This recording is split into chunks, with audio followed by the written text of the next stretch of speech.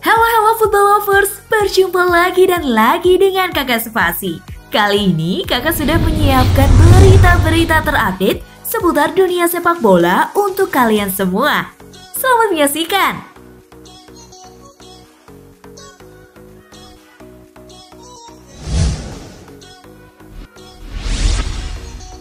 Bayern Munchen lanjutkan negosiasi transfer Leroy Sané. Raksasa Bundesliga Bayern Munchen diberitakan kembali menghidupkan minat mereka terhadap Leroy Sané. Die Roten dikabarkan tengah memulai kembali proses negosiasi transfer winger Manchester City tersebut. Sky Deutschland mengklaim bahwa Bayern Munchen sudah membuka pembicaraan dengan Manchester City. Namun transfer Sané ini disebut tidak akan berjalan mudah. Pihak Manchester City masih ngotot untuk menjual sang winger dengan harga tinggi, karena mereka menilai sang winger punya kemampuan di atas rata-rata. Sementara Bayern Munchen enggan menembus tuntutan tersebut karena kontrak Sané di Etihad Stadium berakhir tahun depan.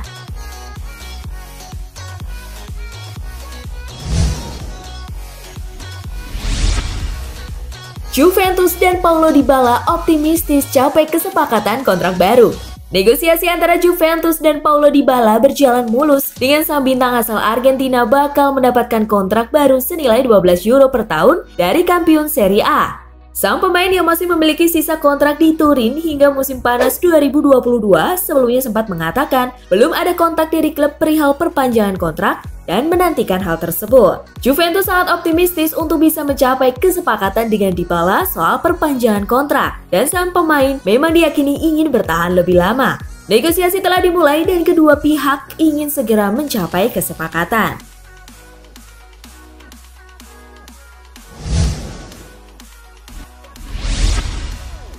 Resmi, Everton versus Liverpool bisa main di Goodison Park. Setelah melakukan diskusi dengan pihak pemerintah kota dan kepolisian, Everton dan Liverpool akhirnya mendapat lampu hijau untuk menggelar pertandingan derby Merseyside di Goodison Park ketika liga dimulai nanti. Diberitakan sebelumnya sempat ada kekhawatiran jika sisa laga Liverpool tetap dihelat di kota Merseyside, sebab laga-laga yang melibatkan Liverpool dianggap berpotensi menghadirkan keramaian.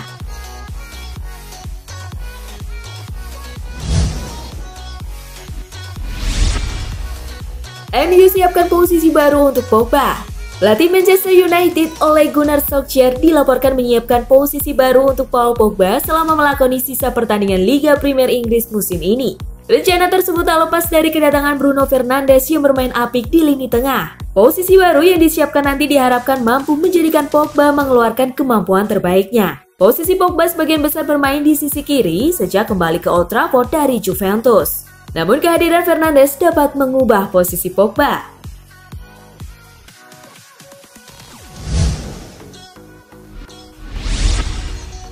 Main di stadion kosong, Bale bakal kangen cemoohan fans. Laga La Liga tertutup tentu akan menguntungkan Gareth Bale, tapi winger Real Madrid itu diyakini akan rindu dengan cemoohan fans yang bisa menyemangatinya. Bale tentu diuntungkan dengan kondisi seperti ini karena dia bisa fokus untuk menjaga penampilannya di lapangan. Tapi menurut mantan pemain Valencia dan Barcelona, Gaizka Mendieta, Bale justru bakal lebih suka jika ada penonton. Karena itu akan memotivasinya tampil lebih oke sekalipun dengan ejekan dan siulan. Konflik antara Bale dan fans Madrid bukanlah cerita baru karena sejak bergabung 6 tahun lalu, ia memang tidak pernah mendapat tempat di hati Madridistas. Pasalnya, Bale tidak pernah sepenuh hati membela Los Blancos.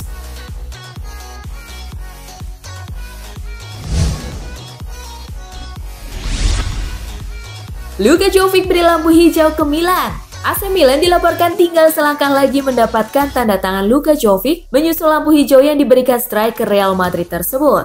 Seperti dikutip dari Football Italia, Jovic telah mengatakan setuju untuk bergabung ke Milan. Sementara itu, Rossoneri melihat pemain Serbia ini sebagai pewaris jangka panjang dari Zlatan Ibrahimovic. Milan ingin menyatukannya kembali dengan mantan striker Eintracht Ante Rebic. Milan punya tradisi menggait pemain-pemain Eropa Timur yang kemudian menjadi legenda Rossoneri. Pada masa lalu, nama Zvonimir Boban dan Dejan Savicevic merupakan bagian dari era emas The Dream Team AC Milan.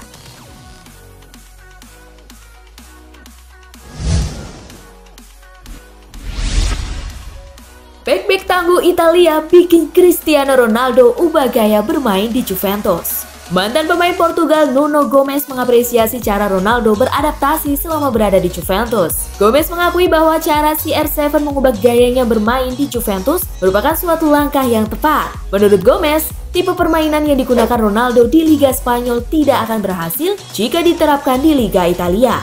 Gomes menyebut para pemain bertahan di Italia lebih tangguh. Mereka tidak akan menyisakan banyak ruang kosong untuk memainkan si kulit bundar.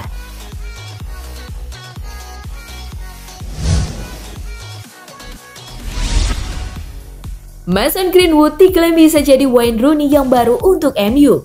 Mantan penyerang Manchester United, Michael Owen menaruh harapan besar terhadap Mason Greenwood. Ia menilai sang striker bisa menjadi sosok Wayne Rooney yang baru untuk skuad Setan Merah. Owen menyebutkan bahwa MU beberapa tahun terakhir punya beberapa striker yang bagus, namun mereka bergabung di usia yang sudah tua sehingga mereka tidak bisa berkontribusi dalam jangka waktu yang panjang di MU. Mason Greenwood sendiri musim ini menunjukkan performa yang menjanjikan di skuad Manchester United. Ia tercatat menjadi pencetak gol terbanyak ketiga Setan Merah setelah Marcus Rashford dan Anthony Martial dengan catatan 12 gol bagi Setan Merah.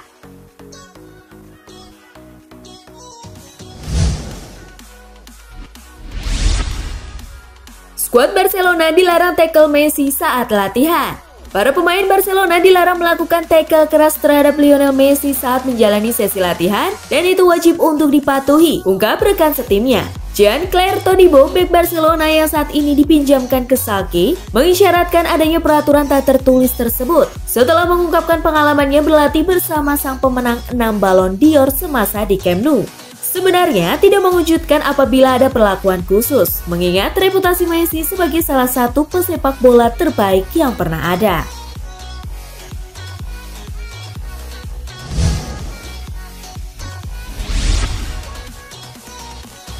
Kalahkan Saarbrücken, Leverkusen melaju ke final di DFB Pokal. Bermain di Volkswagen Stadion, Leverkusen mampu unggul terlebih dahulu lewat gol Diaby di menit ke-11. Demirbay back in the starting lineup. Lovely dink over the top. Diaby first time. Memasuki menit ke-19, Leverkusen berhasil menggandakan kedudukan lewat aksi Alario. Oh, mix up at the back. And it falls to Alario. Memasuki babak kedua, tepatnya menit ke-59, Bellarabi membuat Leverkusen kembali menjauh. Fastest to react, it's found its way to Bellarabi to line one up and that's 3 for... Tak ada tambahan gol di sisa permainan, skor 0-3 untuk kemenangan tim tamu bertahan hingga laga usai. Leverkusen pun melaju ke babak final di DFB Pokal.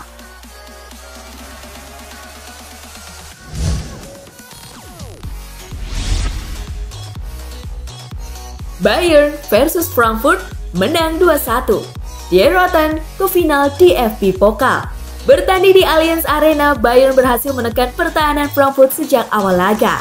Alhasil, pertandingan baru berjalan 14 menit, Die Roten mampu unggul 1-0 lewat sundulan Ivan Perisic.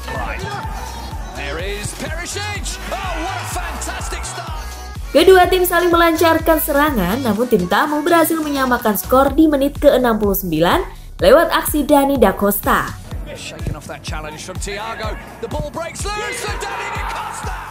Bayern berhasil dengan cepat membalas gol tim tamu di menit ke-75 lewat aksi Lewandowski.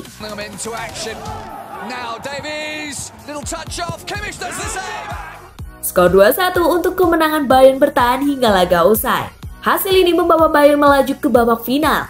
Mereka bertemu dengan Bayer Leverkusen dan laga final berlangsung pada 4 Juli di Berlin.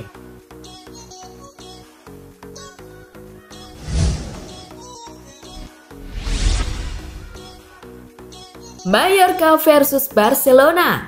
El Barça kembali dengan skuad yang lebih bugar. Barcelona bakal berlaga kembali dengan bertandang ke Iberostar Stadium, markas Real Mallorca, Minggu 14 Juni 2020, dini hari waktu Indonesia Barat. Setien mengatakan Barcelona dalam kondisi yang sangat baik untuk kembali bermain. Ia bahkan menilai skuadnya lebih bugar daripada saat bulan Maret lalu, sebelum kompetisi ditangguhkan. Apalagi Barcelona kini dipastikan bisa kembali diperkuat oleh Suarez yang sudah pulih dari cedera lutut.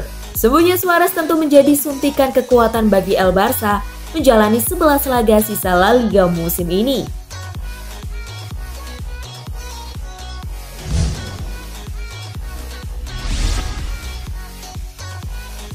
Madrid dapat lampu hijau pakai markas Atletico. Los Blancos telah merencanakan untuk memainkan pertandingan kandang di sisa musim ini di Estadio Alfredo Di Stéfano. Hal itu karena Santiago Bernabeu sedang dalam tahap renovasi. Ada potensi bahwa La Liga bisa bergulir dengan dihadiri penonton. Artinya, Madrid butuh stadion dengan kapasitas yang lebih besar jika hal itu terjadi. Atletico selaku rival Madrid siap memberi solusi. Presiden Atletico Madrid Enrique Cerezo telah membuka pintu bagi Real Madrid untuk menggunakan Wanda Metropolitano jika mau.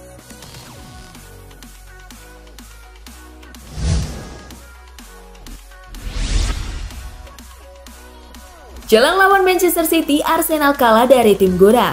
Arsenal menelan pil pahit sebelum bertemu Manchester City dalam lanjutan Liga Inggris. Meriam London kalah 2-3 dari Brentford di laga uji coba. Hasil ini tentu menjadi modal jelek Arsenal untuk kembali mengarungi Liga Inggris. Arsenal juga punya rekor yang jelek saat bertemu City, yakni selalu kalah di 6 pertemuan terakhir.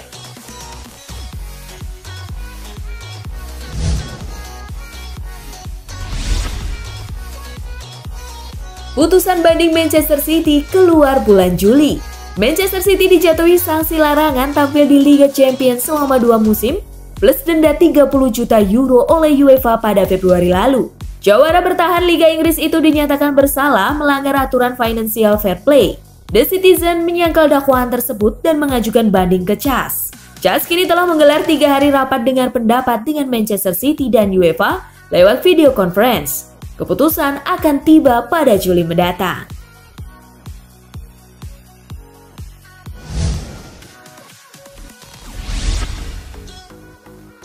Ajax nantikan keseriusan Chelsea untuk boyong Andre Onana. Pelatih Ajax Amsterdam Erik ten Hag ikut memberikan komentar soal rumor ketertarikan Chelsea pada kiper utama tim asuhannya yakni Andre Onana. Ten Hag mengaku masih menunggu keseriusan Chelsea untuk benar-benar merekrut Onana di bursa transfer musim panas 2020.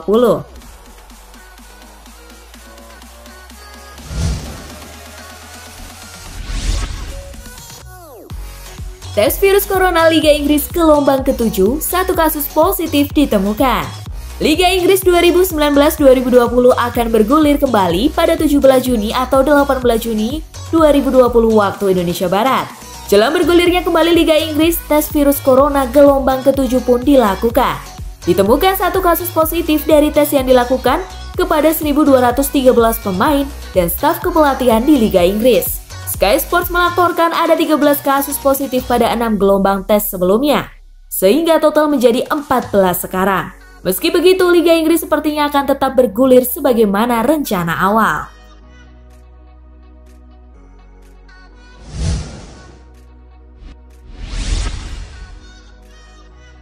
Inter Milan hampir tuntaskan transfer Sandro Tonali 30 juta euro. Inter Milan diam-diam sudah berada di jalur yang tepat dalam perburuan transfer Sandro Tonali dan kabarnya hampir menuntaskan perekrutannya sebesar 30 juta euro, belum termasuk bonus tambahan. Pakar transfer Italia Gianluca Di Marzio mengatakan bahwa kedua pihak telah menjalin negosiasi dan memasuki tahap final. Merapatnya Tonali ke Inter dengan bandrol 30 juta euro seperti yang dilansir Sky Sport Italia terbilang mengejutkan. Pasalnya, Brescia sebelum ini melalui presiden mereka Massimo Cellino menegaskan tidak akan sudi melepas pemain andalannya itu di bawah angka 50 juta euro.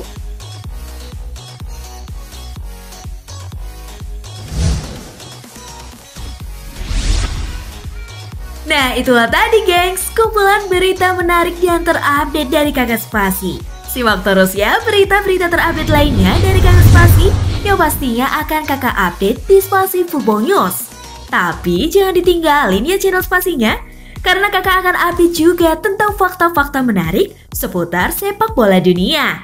Dan jangan lupa untuk terus di like, komen, share, dan juga subscribe. See you gengs!